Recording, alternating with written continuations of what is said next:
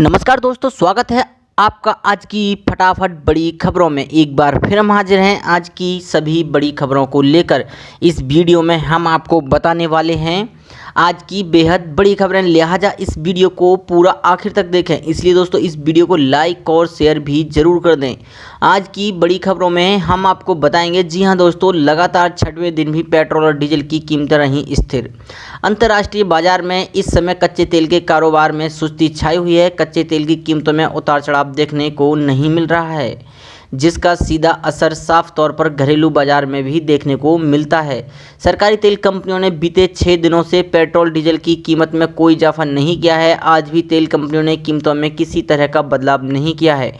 दुनिया भर में कोरोना वायरस के तेजी से बढ़ने के कारण यह अमेरिका चीन कारोबारी विवाद के चलते कच्चे तेल का बाजार पस्त चल रहा है। गुरुवार को यह $0.16 की मंदी के साथ बंद हुआ। आज दिल्ली में पेट्रोल की कीमत 80.43 रुपये प्रति लीटर रही, वहीं डीजल की कीमत 73.56 रुपये प्रति लीटर है।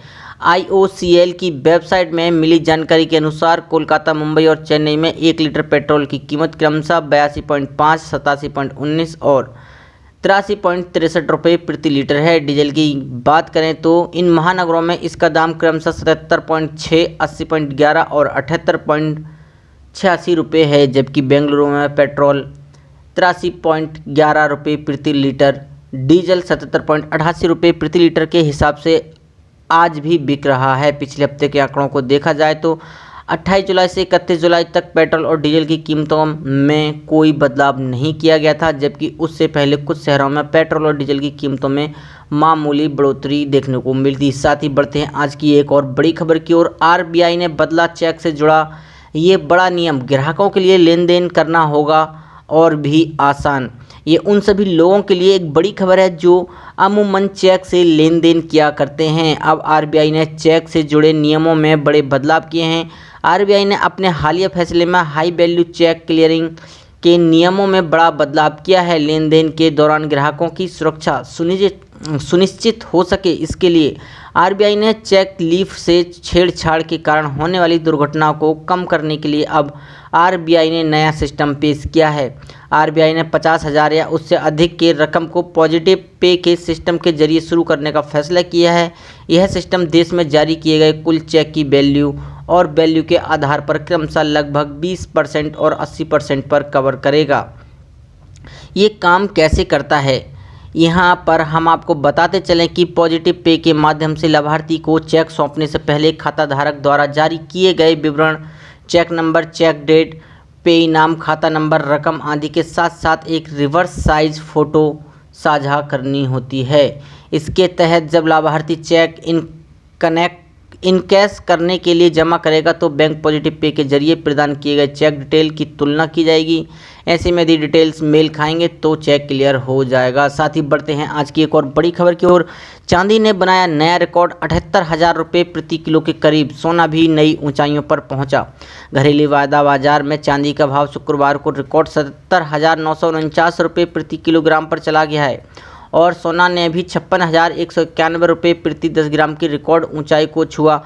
अंतर्राष्ट्रीय बाजार में सोने और चांदी में तेजी के चलते भारतीय बाजार में महंगी धातुएं लगातार नई ऊंचाई को छू रही हैं। हालांकि ऊंचे भाव पर मुनाफा वसूली को भी दबाव बना हुआ है। मल्टी कमोडिटी एक्सचेंज यानी MCX पर चांदी के सितंबर एक्सपायरी अनुबंध में शुक्रवार की सुबह 10:19 पर पिछले सत्र से 248 रुपये यानी 0.33% की तेजी के साथ 76,300 रुपये प्रति किलो पर कारोबार चल रहा था, जबकि इससे पहले कारोबार के दौरान चांदी का भाव 77,949 रुपये प्रति किलो तक उछला, जो एक नया रिकॉर्ड है। हालांकि शुरुआती कारोबार के दौरान चांदी का भाव 75,063 रुपये प्रति किलोग्राम तक फिसला था। MCX पर सोने के अक्टूबर वायदा अनुबंध में 8 रुपये की बढ़त के साथ साथ 55,853 रुपये प्रति 10 ग्राम पर कारोबार चल रहा था, जबकि इससे पहले कारोबार के दौरान सोने का भाव 56,191 रुपये प्रति 10 ग्राम तक उछला, जो कि अब तक का रिकॉर्ड स्तर है। हालांकि आरंभिक कारोबार के दौरान सोने का भाव 55,506 रुपये प्रति 10 ग्राम तक फिसला।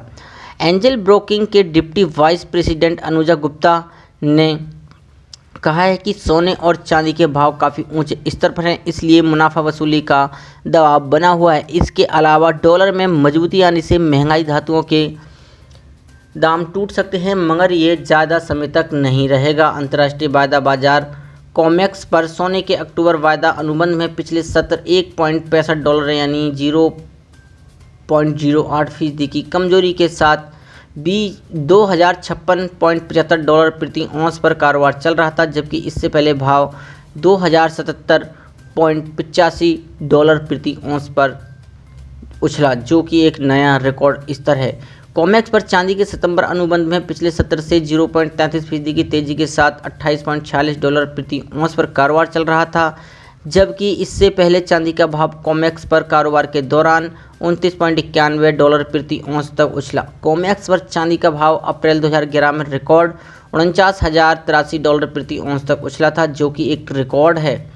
साथ ही बढ़ते हैं आज की एक और बड़ी खबर की ओर। किसानों की आय दोगुनी करने के लिए जमीनी स्तर पर कृषि और खाद्य प्रसंस्करण क्षेत्र में सुधार की है ज़रूरत। भारतीय अर्थव्यवस्था के लिए कृषि क्षेत्र की भूमिका काफ़ी महत्वपूर्ण है, क्योंकि जनसंख्या का एक बड़ा हिस्सा अभी भी प्रत्यक्ष या अप्रत्यक्ष रूप से कृषि पर निर्भर करता है। ये क्षेत्र उद्योगों के विशाल क्षेत्र के लिए भी भोजन, चारा और कच्चे माल की सप्लाई करता है। भारत में कृषि क्षेत्र अभी भी लाखों लोगों की आजीविका का प्राथमिक स्रोत है और देश में कुल कार्यबल का 40% से अधिक अभी भी अपनी आजीविका के लिए कृषि पर निर्भर करता है। इसलिए न केवल ग्रामीण लोगों के बीच खरीद क्षमता उत्पन्न करने के लिए, बल्कि कीमतों में स्थिरता, मांग में बढ़ोतरी और रोजगार सृजन के लिए क्षेत्र में लगातार वृद्धि अनिवार्य है। माननीय प्रधानमंत्री ने 28 फरवरी 2016 को बरेली में राष्ट्र के नाम संबोधन में किसानों की आय को दोगुना करने के विजन की घोषणा की। इस विजन को धरातल पर उतारने के लिए 6 साल यानी 2016-17 से 22-23 की समय सीमा को निश्चित किया गया था। किसानों की आय को दोगुना करने के रोड मैप में फसलों को उत्पादकता में वृद्धि, पशुधन के उत्पादन में वृद्धि, इनपुट के उपयोग की क्षमता में सुधार, फसल गहनता में वृद्धि, अधिक मूल्य वाली विविध फसलों की खेती, किसानों द्वारा बेहतर कीमतों की प्राप्ति और गैर कृषि नौकरियों में बढ़ोतरी को शामिल किया गया है। एक बड़े कदम के रूप में केंद्रीय मंत्रिमंडल ने हाल ही में 2022 तक किसानों की आय को दोगुना करने के उद्देश्य से कृषि निर्यात नीति 2018 को मंजूरी दी है। इस संबंध में कृषि उत्पादों का निर्यात इस उद्देश्य को प्राप्त करने में महत्वपूर्ण भूमिका निभाएगा। इस कदम से कृषि और खाद्य प्रसंस्करण निर्यात में रोजगार के व्यापक अवसर पैदा होने, पारंपरिक कृषि में छिपी हुई बेरोजगारी के खाद्य संस्करण और कृषि निर्यात की ओर से स्थानांतरित होने और युवाओं की बढ़ती अकुशल, अर्धकुशल और कुशल कार्यबल के लिए रोजगार के नए अवसर पैदा होने की उम्मीद है। साथ ही बढ़ते हैं एक और बड़ी खबर की ओर, जो केंद्रीय कर्मचारियों के लिए बड़ी खबर है। केंद्रीय कर्मचारियों के लिए जरूरी खबर है। इंडेक्स सुधरने पर इतने प्रतिशत बढ़ सकता है डीए महंगाई भत्ता। केंद्रीय कर्मचारियों और केंद्रीय पेंशनर्स के लिए एक बड़ी खबर है। महंगाई भत्ते को लेकर अच्छी खबर सामने आई है। इसका भुगतान नहीं हो रहा है, लेकिन जनवरी 2020 से लेकर जून 2020 के लिए महंगाई भत्ता के आंकड़े जारी हो चुके हैं। केंद्रीय श्रम मंत्रालय द्वारा जारी आंकड़ों के अनुसार अखिल भारतीय ग्राहक मूल्य सूचकांक यानी AICPI में वर्ष 2020 के माह जनवरी से लेकर जून के बीच 2 पॉइंट का इजाफा हुआ है। इसका अर्थ ये भी हुआ है कि अब भी डीए महंगाई भत्ता बढ़ेगा, तब उसकी बढ़ोतरी का प्रतिशत 3 हो सकता है। हालांकि कर्मचारियों को इस बढ़ोतरी का लाभ भी जुलाई 2021 के बाद ही मिल सकेगा।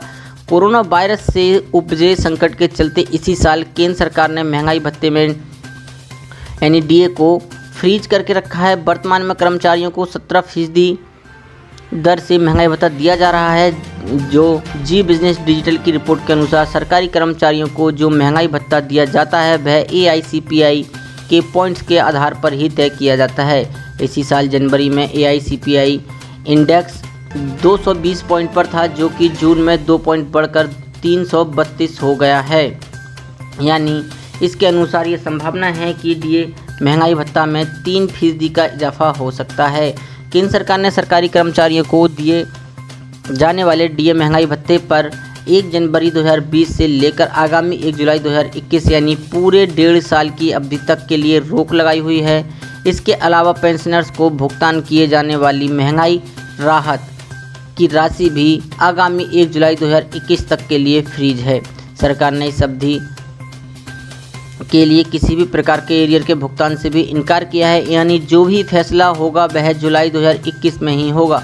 उस समय डीए और डीआर को लेकर लिए जाने वाले निर्णय को बारी बारी से ही लागू किया जाएगा। इस निर्णय से सरकार को वित्तीय वर्ष 2021-22 में करीब 37,000 करोड़ रुपए की बचत होगी। सिटीजन्स ब्रदरहुड के अध्यक्ष हरिशंकर तिवारी के अनुसार 1975 में आपातकाल के समय भी महंगाई भत्ता फ्रीज कर दिया गया था, लेकिन कुछ समय बाद उसे रिवाइज किया गया था और उसके अनुसार उसे जारी करके लागू किया गया था। ऐसी बड़ी खबरों को देखने के लिए हमारे चैनल को सब्सक्राइब करें और वीडियो को लाइक शेयर जरूर करें। धन्यवाद।